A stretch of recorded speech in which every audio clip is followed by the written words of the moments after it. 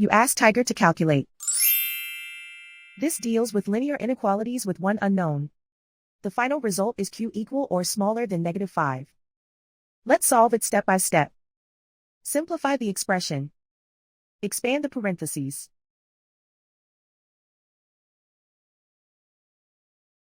Simplify the arithmetic.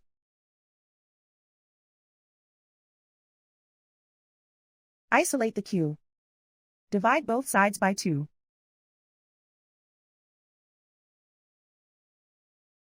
Simplify the fraction.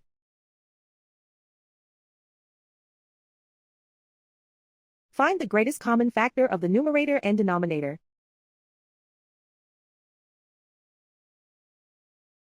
Factor out and cancel the greatest common factor.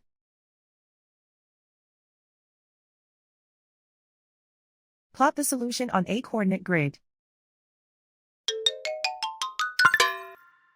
And so the final result is q equal or smaller than -5.